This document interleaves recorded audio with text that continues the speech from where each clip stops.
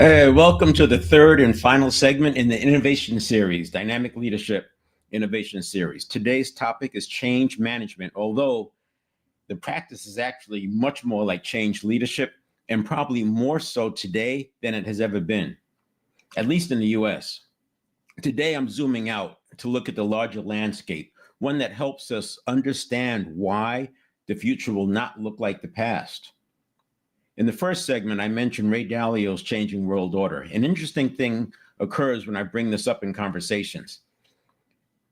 In the US, the reaction tends to be one that I would expect from fans of a sports team. It's understandable. They give reasons for why China cannot replace the US in the world order. And that's understandable, as I said. However, that's not my point. The point in bringing it up, Ray Dalio's Changing World Order outlines cycles that nations go through, whether from a global view or internally. China went through centuries of dynasty changes following the same pattern.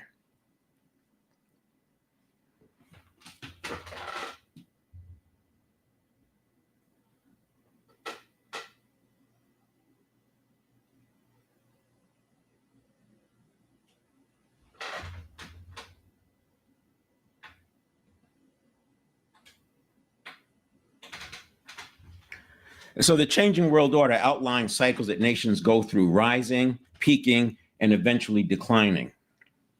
While it's easy to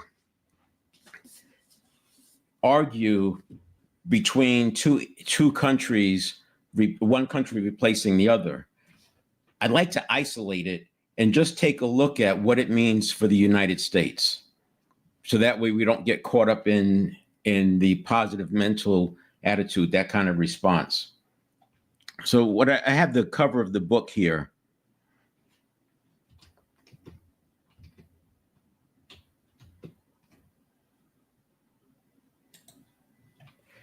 And if you look at this graph, this would be the macro cycle. And this cycle is, think of it almost like a generation. So the current world order has the US at the top, and it's basically from 1945. And he talks about it in 5 stages. And we're somewhere in here, the 5 stages, which I'll cover in a moment. And what I'd want to point out about this is if you just look at the US and you look at these mini cycles or the micro cycles in the context of the larger cycle, you can see this is what we've been living through. You know, you hang in there and it reverses. You hang in there, it reverses. And if you look at it from another lens, this is almost like an oscillator where it indicates when a trend shift is going to change. But if you know anything about oscillators, they can stay in that signal zone for much, much longer than you would ever expect. But something else is also true. When the microcycle trend coincides with the macrocycle trend, you can see an acceleration. And this is what I am talking about here. Now, this is not fear and all. I don't want to get into fear mongering. It's not about that. It's about looking at the world through the lens of what Jim Collins calls the Stockdale paradox. The Stockdale paradox is recognizing that facing the brutal facts that we've got some challenges ahead of us, but at the same time, knowing that we will prevail. That's that balance. It's different than just, oh, everything's going to be fine, rose-colored glasses. And it goes back to what I mentioned in an earlier talk where I said that when I used a graph and I said, when we are looking at time,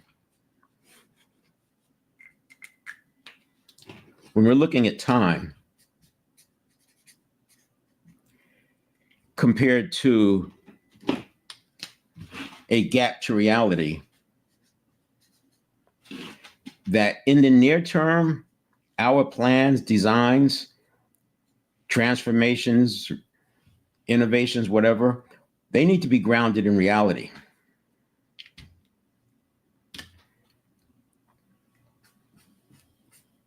You know, this whole positive mental attitude and a lot of my other talks, the positive mental attitude and this manifestation and visualization and success principles like that, I talk about collapsing the woo-woo gap because you can't have agency if you're expecting the solution to come from out there in the universe, for example. Yes, serendipity happens. Yes, we do get some good luck here and there. And when you're working hard, you tend to get more good luck. But it's not like your working hard makes that happen. It's that internally, we start to see things that we would not have seen had we not been working hard. Now, we can argue that and debate that, but what I'm suggesting is to have agency and personal leadership, having a view that you are in control of your destiny from that perspective is healthier than thinking that you have to do some things, have a lot of belief, and then hopefully some knight in shining armor will come along. As we get further out,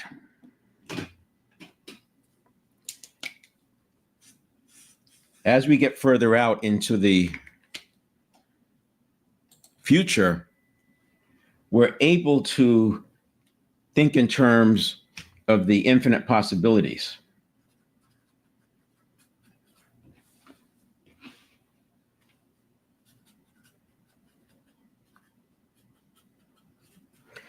So in looking at that point through the lens of where we are here, if Ray is correct and we're in stage 5 or late stage 4 and we're somewhere in here, this decline can be very rapid, and I would suggest that we are inside that. We need to be grounded in reality, taking a look at what's really going on. That's just my point of view. I think everybody will look at this and come up with their own point of view. And that's why I'll be starting with the real world conversations about innovation and leadership starting next week, just to where we're getting grounded into reality, what's really happening. So this here is where I'm focusing on right now when we talk about change leadership. And the point is that if you had to pick one and say, is VUCA, volatility, uncertainty, complexity, and ambiguity, going to increase over the next 2 to 3 years, or will it decrease? I think you'd have to agree that it's going to increase. If you think it's going to decrease, then maybe this is a different conversation. But that's where I'm coming from in terms of where we need to be thinking about when it comes to innovation. Now, what's something that is interesting to me is that when I look at things like, people agree that 95% of people's actions are by habit.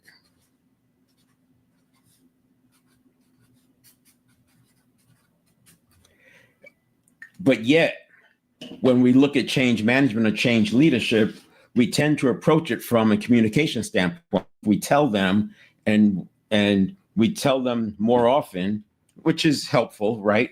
But we lose sight of the fact that left to their own devices, people will do what they've done in the past. Under stress, even more so. And while in a stress reaction, in a survival reaction, it's almost 100% of what they've done in the past. So if we're expecting them to behave differently into the future, telling them is not enough. We have to lead by example. We have to take steps so that they actually change. And if you think about a change curve going like that, there are things you'll do in the beginning. We talk about early adopters.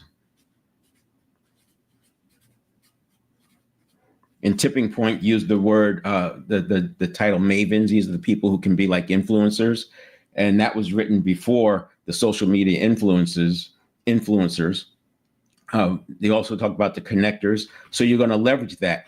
From a build standpoint, I say that you start in the build. While you're building, and we talk about iterative build, while you're building, this is when you want to start introducing it to some of your early adopters so you get them talking. You create the connectors, you create the mavens, you correct the salespeople by putting it out there and letting them see it. And then you get some other things coming in with social proof. And in here is where you have that social proof is going to help. And then up here is you have the momentum. So somewhere along in here, you're going to have critical mass.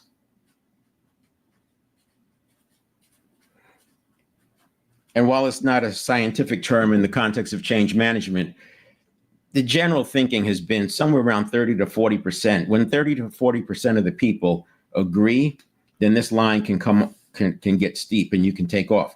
The nursing comes in getting to that point and being aware that that's a process and it's not going to happen with just communication. So this is why I say change leadership is a better term than change management, because you're having to pull them along. You're having to lead by example. Another challenge that comes here is that when people are facing the unknown,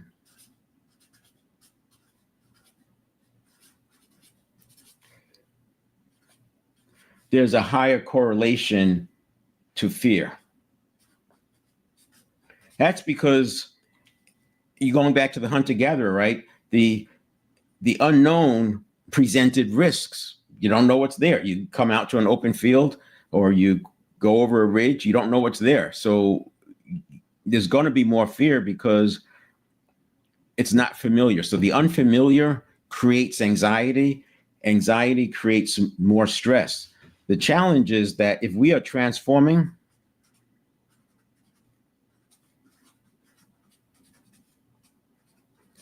transforming means we have to go into the unknown.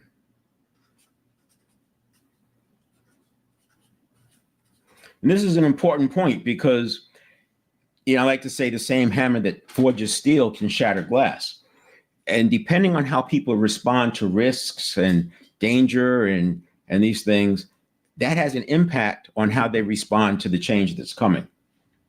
So we have to make sure that we're aware of who's going to need some extra support in going through that process. So transformation, by definition, means we're going to go into the unknown. Transformation means designing into the field of infinite possibility. And if you're in the field of infinite possibility, again, by definition, you're talking about a lot of unknown. There's a lot of risks out there. And this is why I would say that gaps and problems, while they seem similar, so if you're talking about project management, I would say that you clearly identify the problem. That applies to clearly define the gap too, right? But I think the similarities do end. For example, if we say that down here is the problem zone, right? To get where we're in the problem zone, we want to get back to status quo. We want to get back up here to status quo. And up here is the gap. Well, if you just look at it in simple terms, if we have a problem, it's because for some reason we dropped below that status quo line, and now we've got to correct it. And we've seen this in organizations. The metrics don't line up. Something's showing up that there's a problem. It's all hands on deck. We're going to solve this. On the other hand, the gap is something we have to design, but we don't have tapes or hooks to hang this stuff on. This creates or can create some insecurity. There's less confirmation. You're designing into this unknown zone, and it creates anxiety, it creates stress, and there's I call it cognitive dissonance. In order to cross this gap, we're going to have some cognitive dissonance going on because we're doing something and we don't have the security blanket, whatever that is for you. Now, some people thrive on this. This is where they live. We talked about space designers, space fillers, and space users. Space designers are going to be more comfortable in here. Space users, all things being equal, would probably be less comfortable in there. So again, when we're innovating, we may be solving a problem, but we're solving the problem with a solution that's out into the field of infinite possibilities. And that gap is between where we are, you are here, and where we're going. The vision, the goal, or what have you. And whatever that is on the other side is going to be worth it. But going through here could be difficult. It could be starts and stops and lots of challenges. And this is why sometimes innovation projects, are so difficult, because fear is constantly present because we're seeing the unknown, and the unknown can lead to fear. And then when you tap this into the habits, there's another thing that's going on. So assignments and promotions generally follow a pattern of skill match to the organization needs.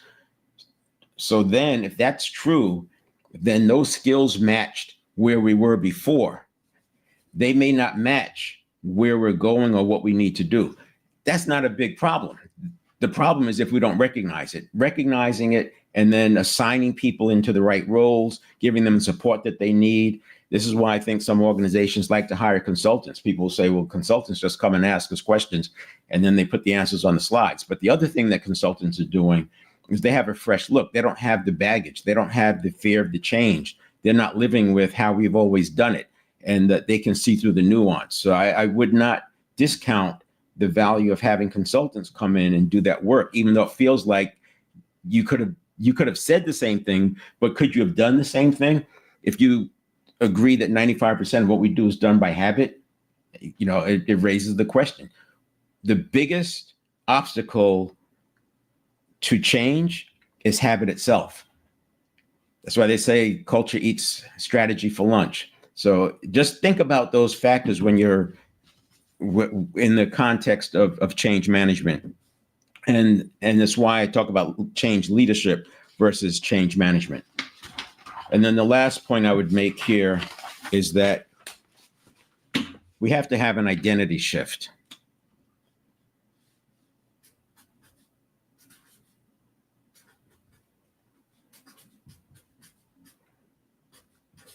What I mean by that is this is sort of a be, do, have. We have to become, when you're doing individual work, if you're playing sports, or you have to become that team that can win before you can go out and win a championship. You have to become that first. You're not going to go out and win the championships without doing the inner work. That's true for people too. It's true for organizations. We have to do the inner work and get the alignment. We have to get people working internally. And that's that identity shift. Identity works well when you're thinking about a person, but it's an organizational shift. It's a cultural shift that happens internally so that you can face what's outside. Now, to look at that, I took this piece from Ray Dalio. By the way, the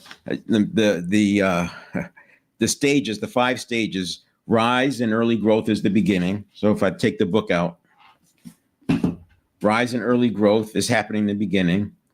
And then we have the expansion and the buildup. The peak and maturity is in here. So we've lived that. And I know I hear millennials say the baby boomers did it, right? The baby boomers' fault. Well, we were riding this cycle. This cycle started at the end of World War II, and that's the cycle that was going on. And it's probably the buildup and expansion is why so many people were born, which led to the baby boomers. So that's not all wrong. But if you just dismiss it as the baby boomers did it, we lose sight of this cycle, which I think is important. So we have the peak and the maturity, and then we have the early decline, and this would be the beginning of stage 4, and then we have the late stage 4. And this line makes it look very steep. Some of his curves are very shallow, more like a traditional bell curve looking thing. Again, we don't know, but I will tell you that when the short-term trends and the long-term trends coincide, it's almost like climate and weather. You can almost look at it like that. And then we have the late decline, which is in here. And again, we're somewhere in late stage 4 or early stage 5. And then we have the crisis period, which is here. Now, what's interesting is organizations go through the same kind of cycle, but their crisis, they tend to restructure. They tend to go into bankruptcy. They reorganize. They get sold, whatever. They do something different to get through this crisis. But internally, as the organization, they went through a crisis. The way Ray talks about countries, this crisis could look scary, but I would argue that it's out in the field of infinite possibilities, and we can design our way out of that the same way organizations do. So to put it in a little bit better perspective, I'm going to just take a look at, he uses he calls it 5 wars that the countries are going through. But if you look at it from an individual standpoint, because life is very fractal, right? Our internal environment is the external environment of ourselves. The organization's internal environment is the external environment of people. So if it's toxic inside the organization, you're going to have problems. You're going to have people not happy. You're going to have people getting sick. You're going to have infighting going on that doesn't need to. The external or the internal environment of the country is the external environment of the organization. So again, the more drama you have and chaos you have, that's going to infect the organizations. And again, the point being that it's very fractal. So what I did was, rather than look at organizations, because it's so different, we can look at it having to do with people. So by breaking it down, he talks about there being 5 different wars that are going on. The technology war, and just think about AI now. And I mean, I was heavily involved in rolling out technology, et cetera, during the .com era, and seeing that change, going from AS400s to PCs, and then going from into using portals.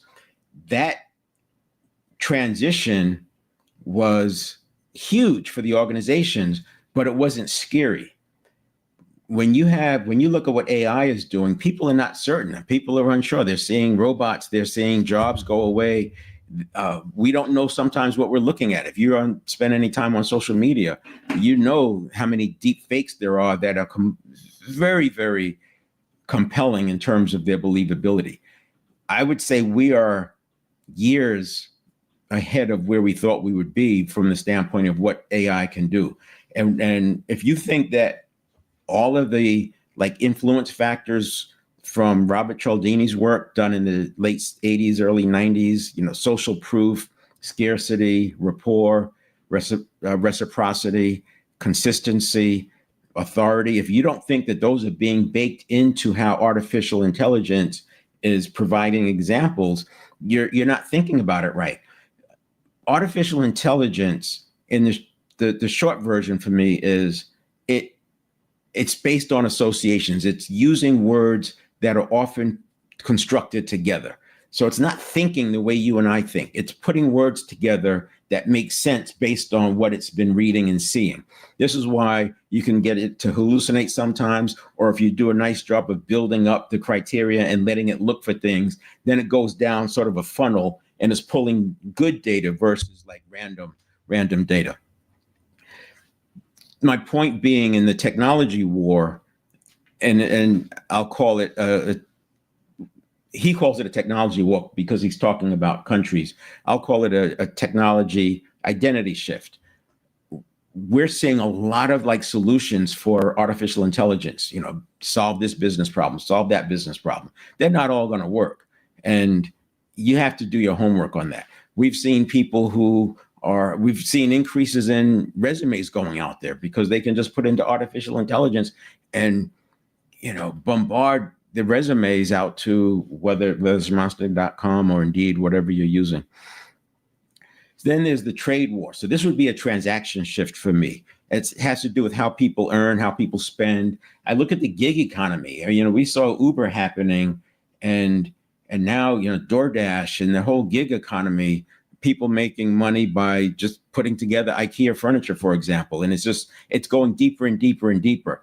Now, sometimes what I like to do when we're talking about these nebulous kind of topics is look at the extreme and see, where does the extreme go? Now, I'm not saying this is where it's heading, but something came up for me.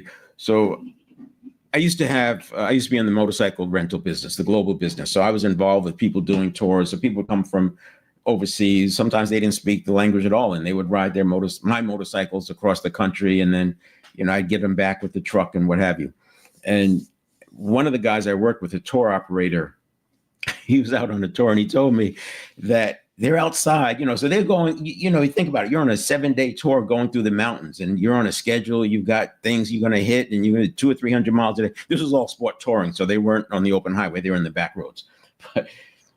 But they were sitting out in front of the hotel, and I don't know, 7 or 8 of them, they're just sitting there talking, and they're like ready to go, but there's these 2 guys who are just standing there, just hanging out, like they're not going anywhere.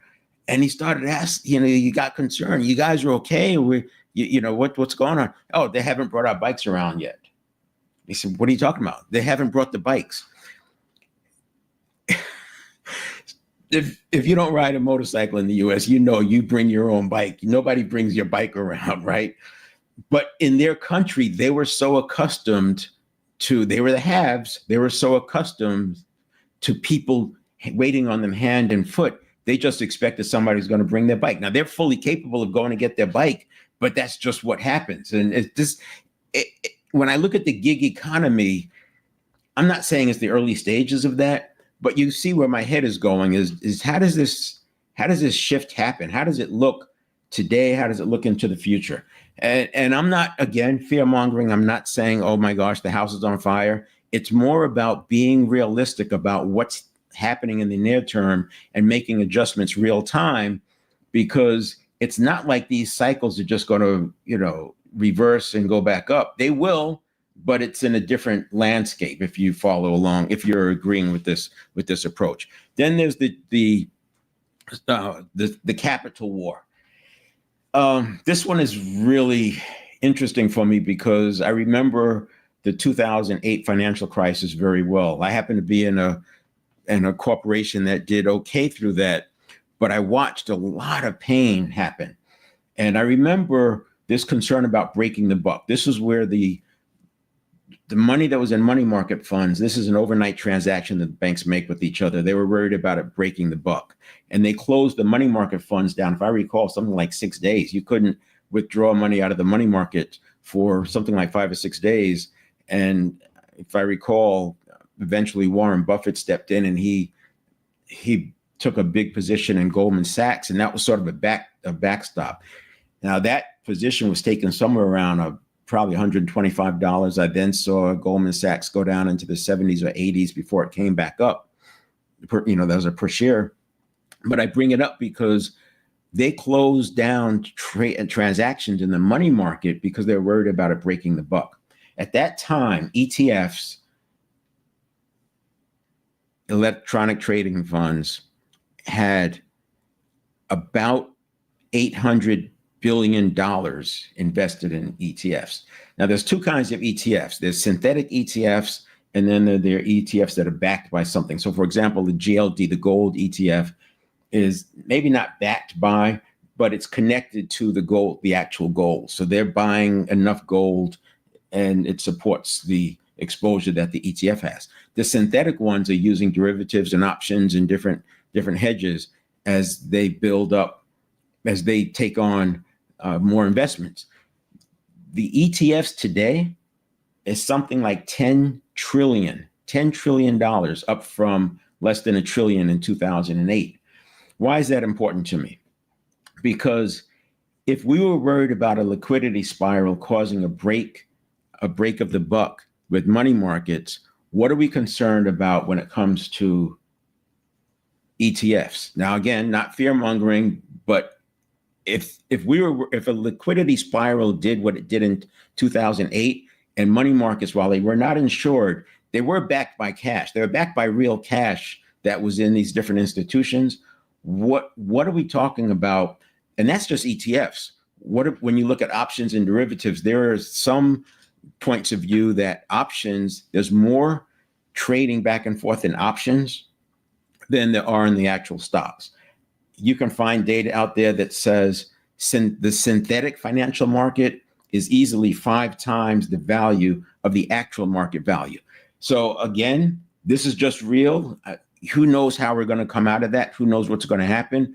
But if we're not looking at it as the future will be different than the past, think about this. Every big thing has been a surprise, whether it's the pandemic, whether it was the 2008 financial crisis, the wars, whatever it is, every big thing was new. Every big thing was not expected. The next big thing won't be expected. What we have to be good at as organizations is not falling into fear mode, survival response. We have to be good at that Stockdale paradox, recognizing that it's difficult what we're going through, but also knowing that we'll prevail, having that growth mindset, but it's an updated growth mindset and this ability to stay out of falling into the fixed mindset, which can happen, right? When people start thinking about that positive mental attitude, they know what's worked. It's sort of like they're in that zone, that status quo zone, that they know they'll be okay. They know that having this growth mindset is going to get them back. If you've never experienced what it's like to fall through that bottom and there is no bottom, that's a different kind of change when you think about moving from a fixed mindset to a growth mindset. So we have to be able to get back to a growth mindset, no matter how steep that decline is, no matter how impactful it is. We have to have enough agency and personal leadership, which is why I bring it up a lot, to be able to get back to that growth mindset quickly. And I'm talking about in seconds and minutes, not days. We don't have days and weeks when you're being hit with it that fast.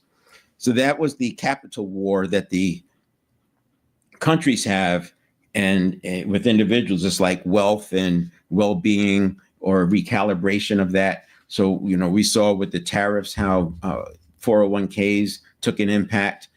I think for the most part, they probably returned back to where they were within reason, right?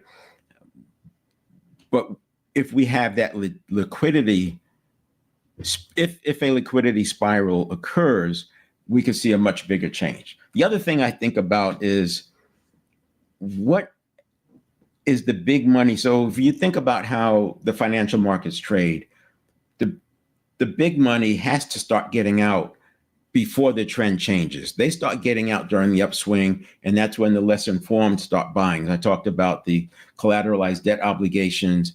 As early as 2006, they started being sold further and further offshore.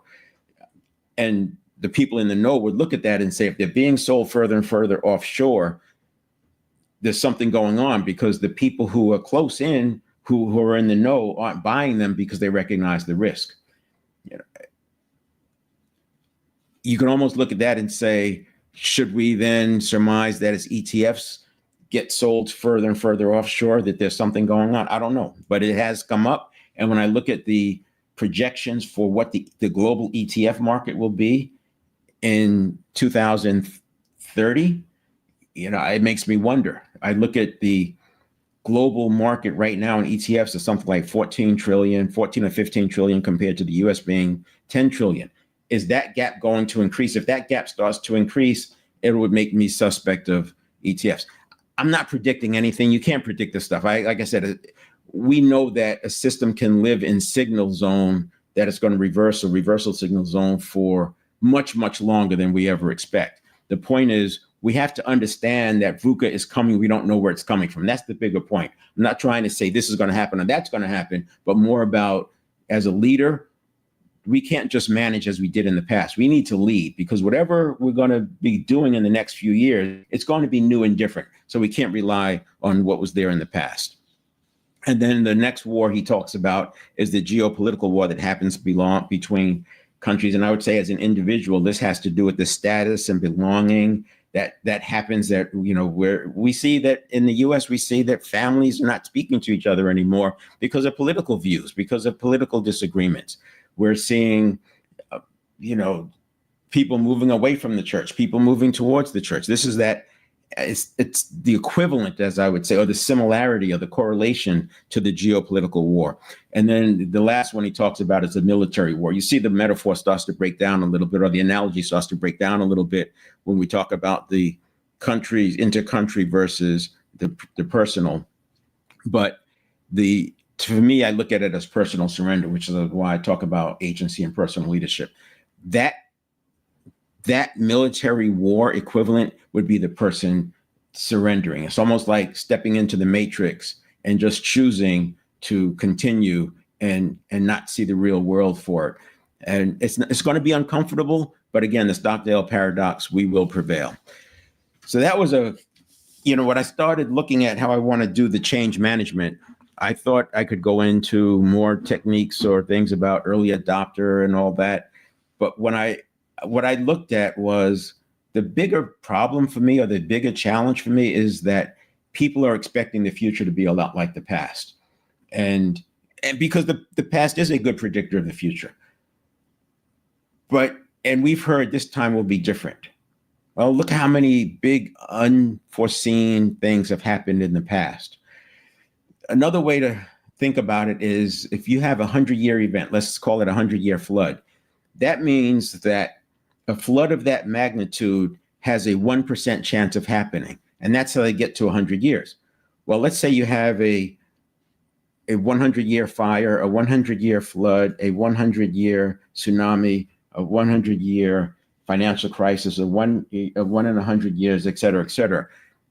There's nothing that says all of those can't happen at once. And I'm not suggesting they are. Again, I'm walking this line of not wanting to do fear mongering, but at the same time, making sure that we're aware that this time could be different, and that rather than be prepared, and I'm not talking about prepping and all that, what I'm talking about is mentally being prepared to be able to withhold or withstand whatever comes at you. That's the point. Having the presence, having the ownership of the powerful present moments that we have, 60,000 of them a day and more, having enough presence and ownership of that so that we're making good choices and good decisions.